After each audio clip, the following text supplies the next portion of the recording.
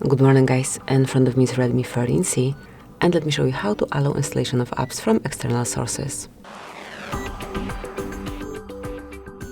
First of all, open the settings, then find and select privacy protection, scroll a bit lower and enter special permissions.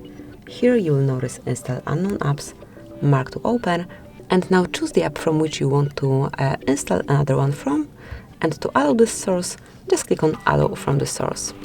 Then confirm that you are aware of the risks. Just read the caption, and if you are aware of the possible risks and assume all possible consequences by yourself, just mark the indicator and tap on OK. And as you can see from now on, this source is active. Thank you for watching, please subscribe our channel and leave the thumbs up.